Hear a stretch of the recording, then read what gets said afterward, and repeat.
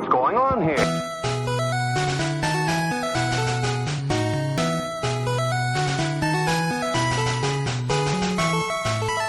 Hello and welcome to episode 1 of Under the Bridge. I am Alan Sutherland, also known as Wless, and alongside here with me, two of the finest Pokemon players I know around. It's Matt Sabeldin. Hey, Bears fan 092 here. I'm Philly Regional Champion and recently top 40 scrub at Nationals. I've also done some RNG videos. I'm a mod at Nugget Bridge. Also joining us, Oliver Valenti, a.k.a. Smith. Underscore optional. I have a slightly less impressive resume with a second at Houston as my best regionals finish. Top 100 at Nationals or something ridiculous like that. I'm a member of Team Magma and Nugget Bridge, and I'm the only person that seems to care about both. And yeah, that's basically it.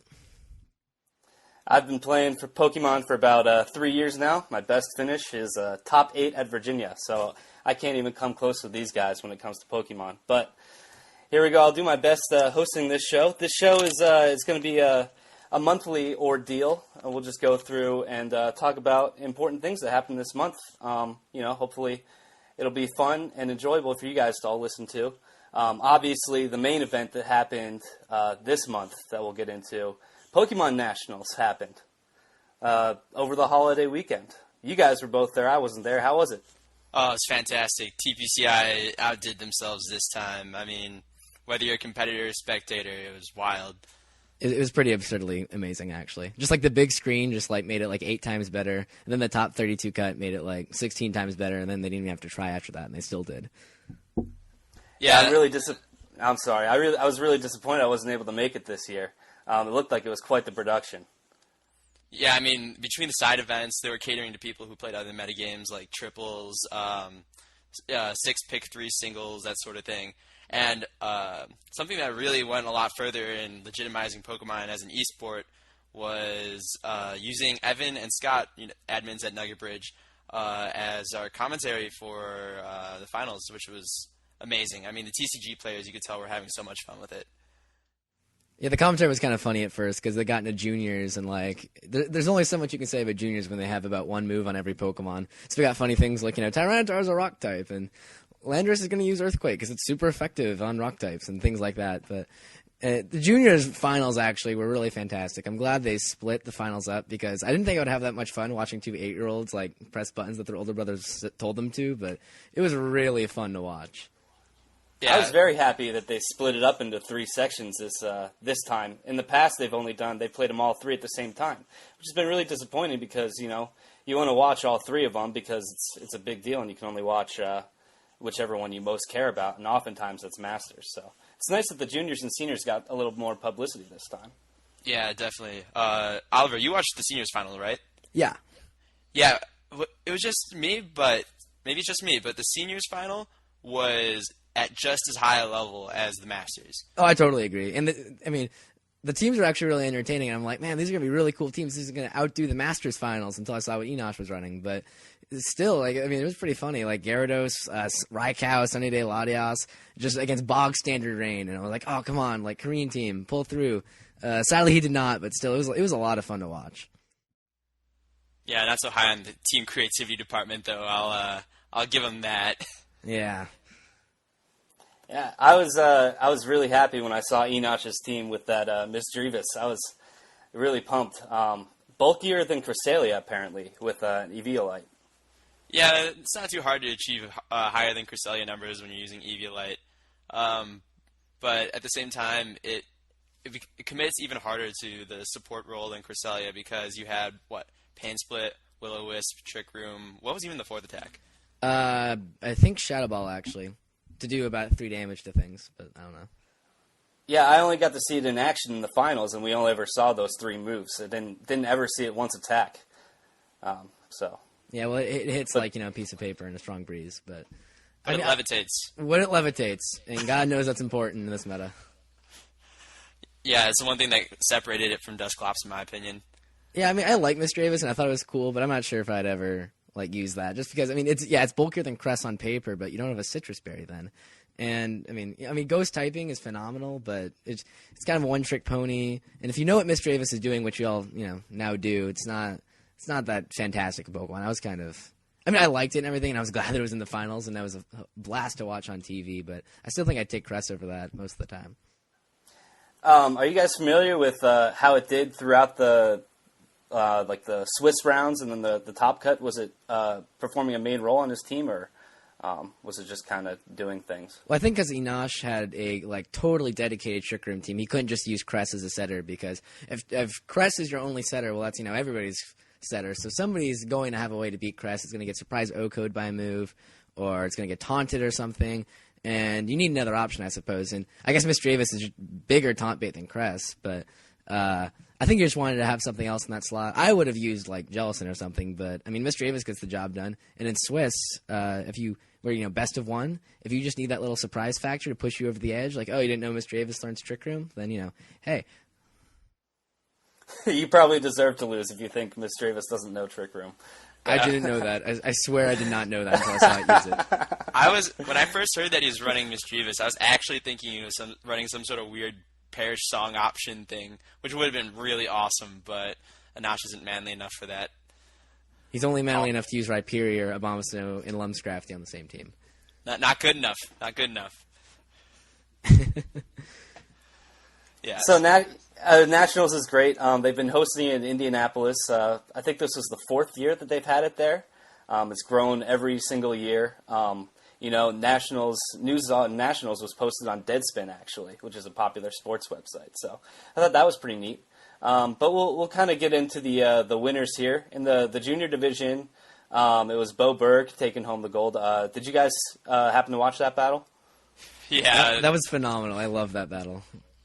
Meelee's Choice team, which is the definition of autopilot.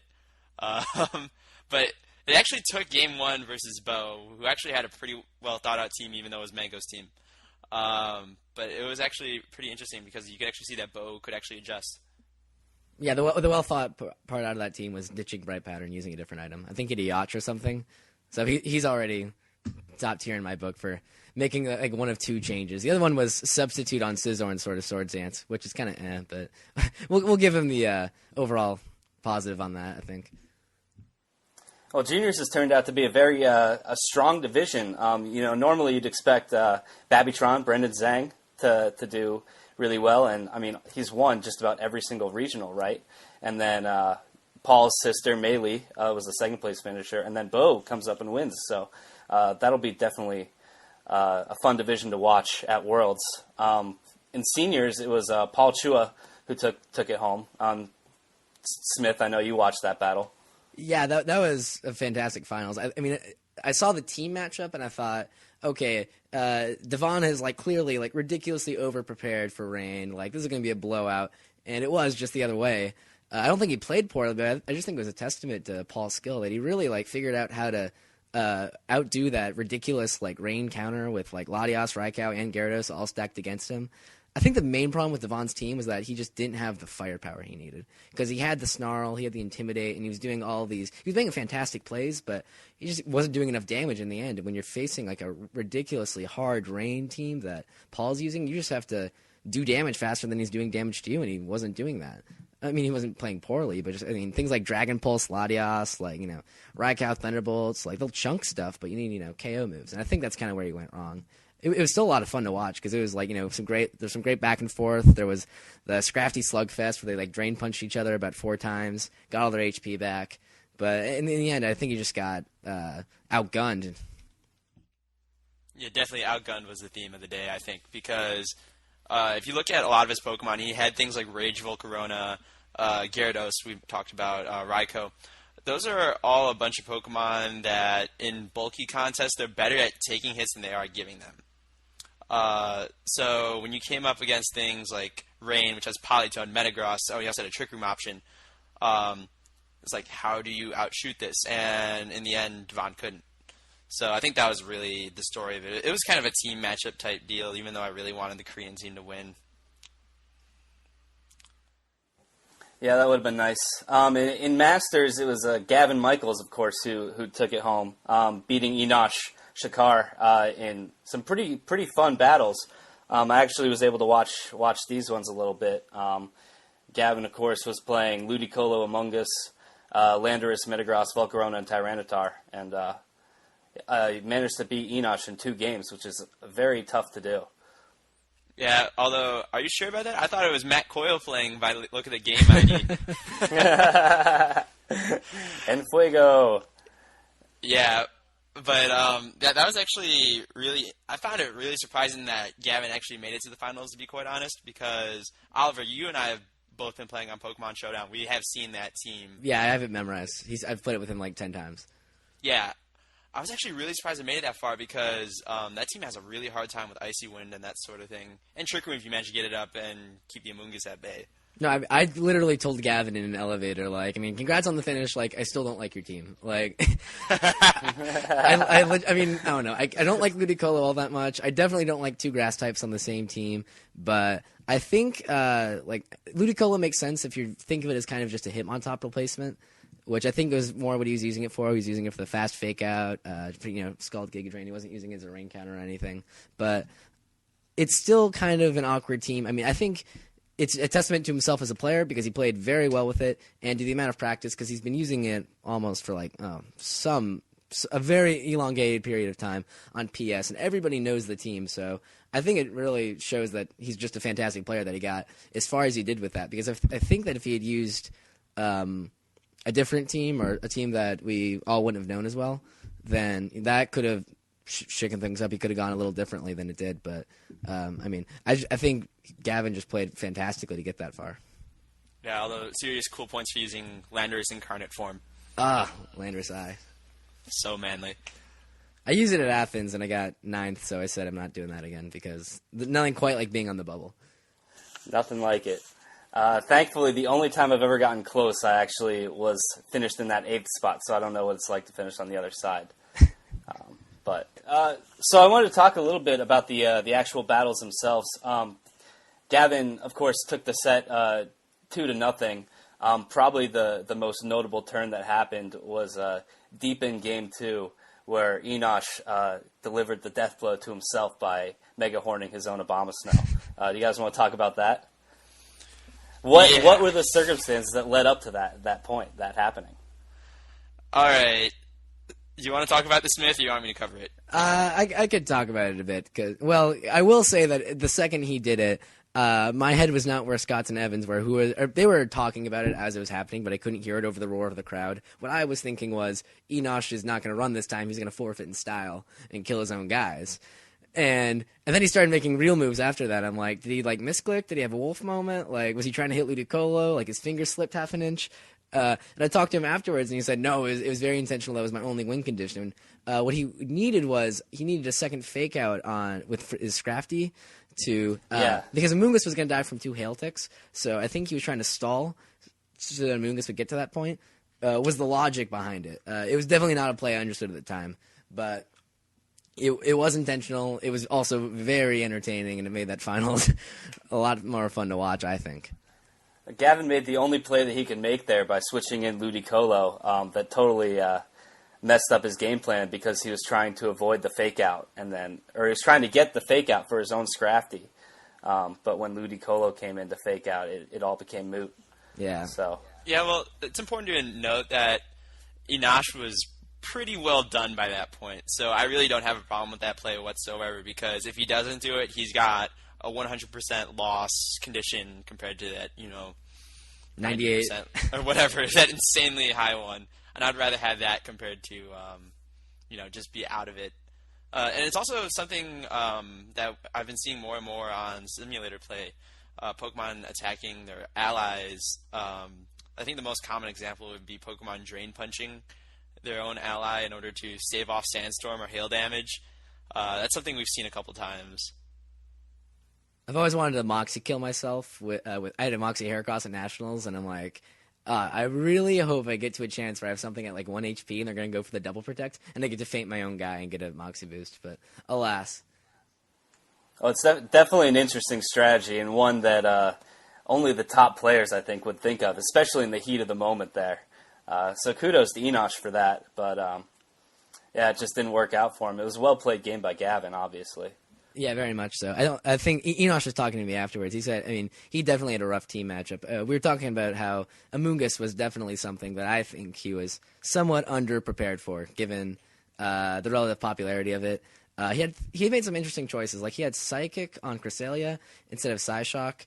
And Bears and I were talking about it earlier, and he thought that getting the hit on Conkeldurr would be worth it, so that you don't have more so than Amoongus. But I don't know. I think Amoongus gave him more trouble than I think it should have. And given the relative frequency of it, I think he should have come better prepared for that. And also, the choice of Mismagius over Cresselia, I talked to him afterwards because I didn't understand it, and he said, there's no way I could have brought Cress. I had to deal with Metagross, I had to deal with Volcarona. But I don't think Mismagius did a much better job against that. Basically, Metagross was definitely one of the bigger threats to the team, and I think his best answer was either to get up Trick Room and Ground Gem Earthquake it, or let Mismagius hit it with Will-O-Wisp. Oh, please, Jesus, I hope this hits. So I think that's kind of how Enosh met his downfall there. He wasn't playing bad, neither. Both teams really played, both players played very well, but I think just the team matchup kind of undid him there. Although, you know what I'm finding pretty interesting thinking about both teams? You and I have talked about, we don't like either of these teams. How'd they make it that far? And I think it's kind of telling you something about this game where it's more about the player than the team now. You know what I'm saying? Yeah, definitely. Yeah. I loved my team, and I went 5-4, so that's probably my bad. Yeah, I went 6-3 with Philly team, so uncreativity at its finest. I know. Such is the nature of best of one. I mean, I think I like best of 3 formats for that reason, because you're not going to lose because, like, Metagross went Explosion or something weird like that. But I think both players capitalized on that pretty well because they made some interesting choices, and in a best of one format, it's just hard to deal with it. So that's how they got in the top cut pretty comfortably, I think. Well, it was definitely an exciting 2 days of Pokemon action. What would you guys say was the biggest surprise of the tournament? Steven Morioka manhandling everyone until you got to Randy. Yeah, that was ridiculous. Yeah, I mean, we always knew that Steven was really good, and, you know, I've had him over at my house this past year, and we just, like, hung out, so I got to pick his brain a little bit.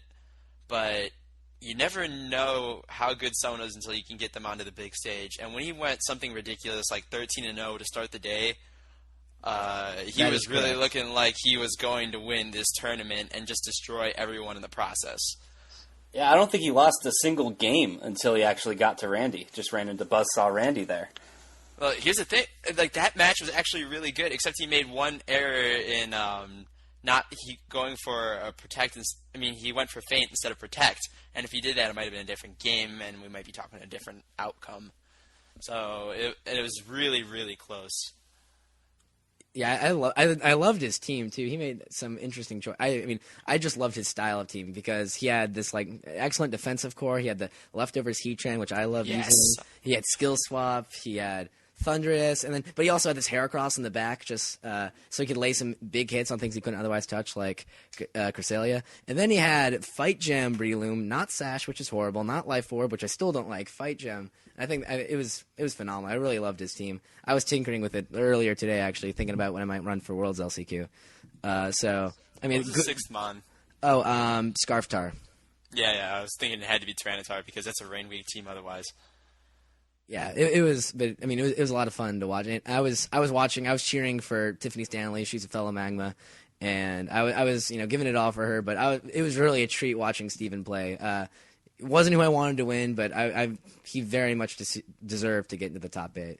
He was phenomenal. He clinched his Worlds invite as well, so we'll see him in Vancouver as well. I'm definitely looking forward to see what he does there. Absolutely. Other things of note.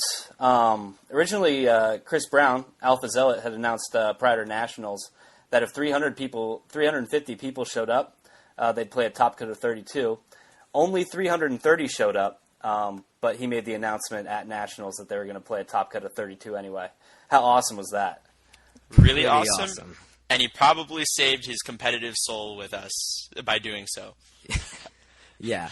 And I think it's a real testament to the wisdom of that decision that not only was the winner in the 17 to 32 range, so was the second place.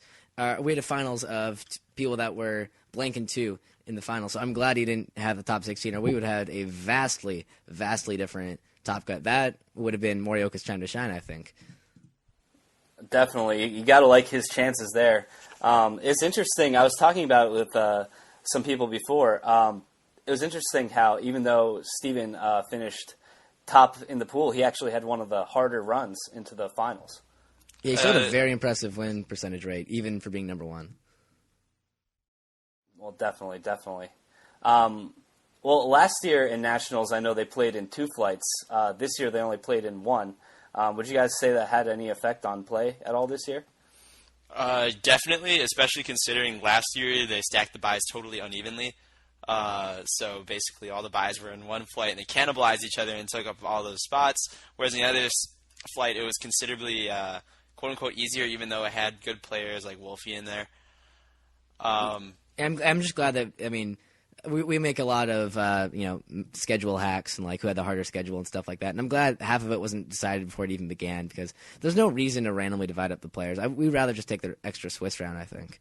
And especially if it gives us the nice even number that it did. My friend Tan got the honor of being 33rd. He was the highest ranked 6-3.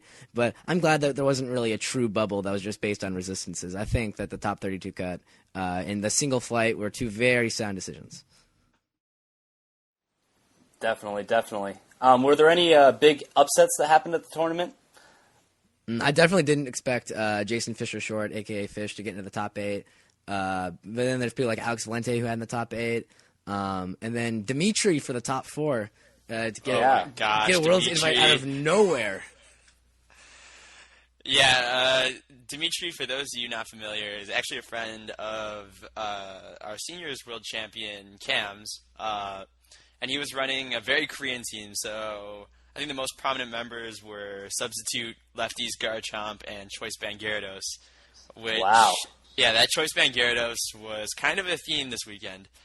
It hits really hard. I've used Water Gem Gyarados, so I know how that hit feels, except he gets to sustain the power, which is kind of crazy. I love Choice Band Gyarados. I've used it before. I actually had a team very similar to that, except I had a Rotom Heat over his Tyranitar, I believe. But I had a Choice Band Gyarados on that team, too, and it was phenomenal. He had Double Edge, but I had, I think, Ice Fang or something dumb in that slot. But and you get the coverage, you get the Intimidate, you have the resistances, and you have power. And what else can you ask for, really? The bulk, because he wasn't running any bulk on that thing. I also know that Honchkrow, who got into the top 16, not only was he using Choice Band Gyarados, which is, plenty of style points as it is, he was using Life Orb, Sheer Force, Steelix. I don't even understand. Wow. It was phenomenal. He was talking to me about it at Steak and Shake. Basically, it hits just as hard as Metagross Meteor Mashes, basically, except it doesn't have to use a Steel Gem or anything, and it doesn't have to miss. And I think he said he had some very specific circumstances in his team where Steelix was added as a 6th member. But I think it was fantastic. I'm itching to see the report. Yeah, I'm actually really curious on how his road looked because I'm a little bit skeptical on how that would do against better players. But who knows? Maybe he ended up just running a train through the top players anyway. I'm just curious to see. I believe he finished at 9th in the top cut, so even if there had been the top 16 cut, he would have been. And he was either the lowest of the 8-1s, which would make sense, like you were saying, or he was the highest of the 7-2s. I'd have to check. But I was pleased to see Steelix in the top cut. That's a phenomenal mon. Yeah, that's pretty crazy. I don't think I've ever seen Steelix in a tournament like that. And for it to top cut like that, that's something pretty special right there. Well, do you guys have anything else of note from Nationals to talk about? Yeah, Crow top 8'd again. Just outside of the trips, which is really terrible because if he's had terrible luck getting to events, and if he didn't have trouble catching the bus, he'd probably be out there for a Worlds conversation right now. But as it is, he's not, so his season's most likely done, barring an LCQ performance. Other things of note. The only thing I want to add is that, as Dimitri has taught us, as Cybertron has taught us, if you want to do well at U.S. Nationals, then just take a Korean team, and you'll do phenomenally. Yeah, and, seniors finals, same thing. Yep. Korea's where it's at. Words of wisdom right there. Yeah, we used to be afraid of Japan. Not anymore. Nuh-uh. It's all Korea now. Oh, who am I kidding? I'm terrified of the Japanese too. I'm just worried if they can DC IRL. That's my biggest concern. Ooh, oh, shots fired. Bang, bang. Hey, do you guys hear that? I think it's time to ride that subway. It's the Battle Subway. It's time to duel!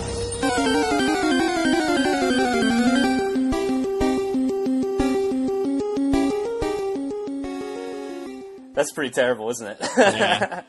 Well, hey. So this is going to be basically like a toss-up from Pardon the Interruption. I'm going to ask you guys a series of questions, and you guys are going to duke it out, and I get to decide who wins. You guys ready? All right, let's I'm do ready. it.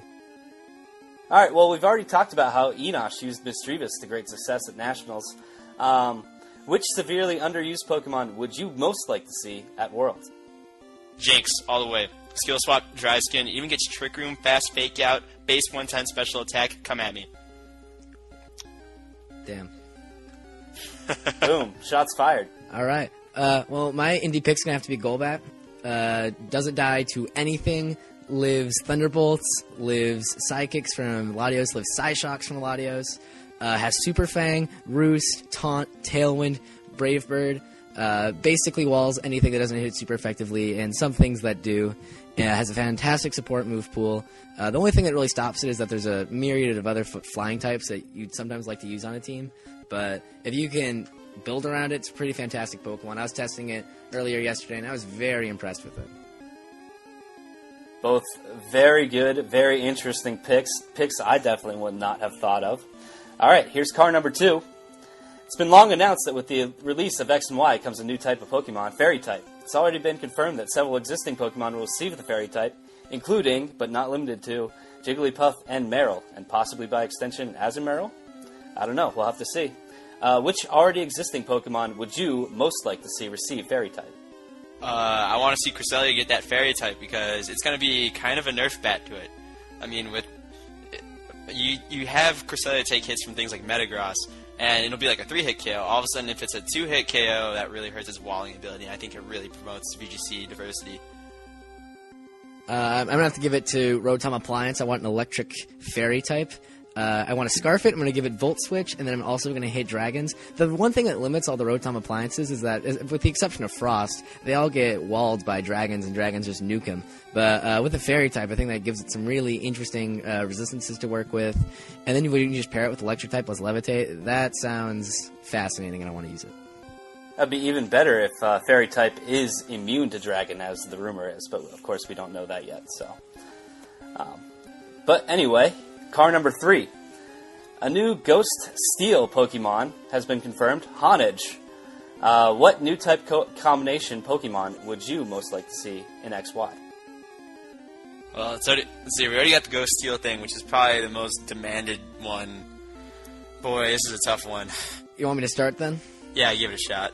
I want Ice Fighting type, and if it's anything like, Terrakion or Virizion, that would just be fantastic, because it's like, think of it as like a Mamoswine type deal, because, like, when you get the combination of Ice and Fighting, like, nothing resists it, and it could promote Ice as a type, because Ice doesn't have any really strong attackers. You get things like Mamo, which are okay, and maybe, like, Beartic if you're Fidget, but I just want, like, something that's strong, has that Fighting type, gives it as a secondary same type attack bonus, gives it a humongous advantage. If it's mixed, you could use Blizzard on it and then still get things like Close Combat or whatever. It's just anything to promote Hail as a weather, because I think it's definitely the one that's lagging the farthest behind right now. Let's see, I'm pretty hyped about a potential normal Ghost type, because normals are pretty crippled by the weakness to the Omnipresent Fighting type move. So a Ghost type wouldn't be hit by that. Doesn't really add much in the way of defense, except you can't snipe Ghosts with Ghost-type moves, but that's something that's not overly common in this metagame anyway. But, I think it's something that could be pretty cool, especially since we don't really know what the metagame's going to be looking like once we reintroduce everything. All right, well, I think I'm going to have to give the victory to Smith there. Yeah, whatever. Thank you.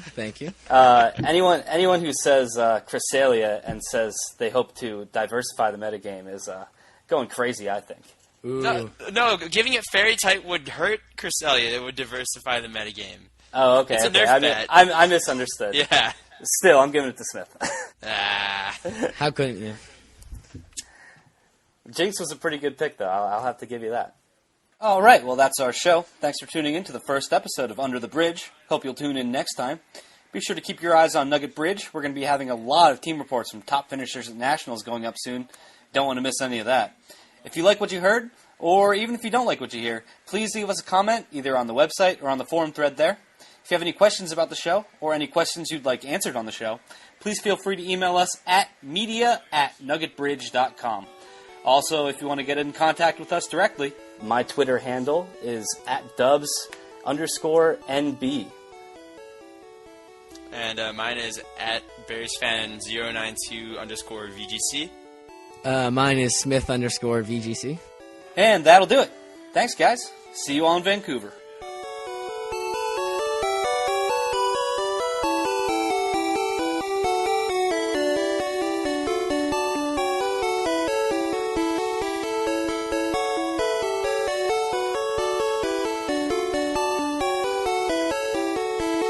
This has been a Nugget Bridge Radio Network production. For more information about our podcasts and in-depth analysis of the VGC circuit, visit www.nuggetbridge.com.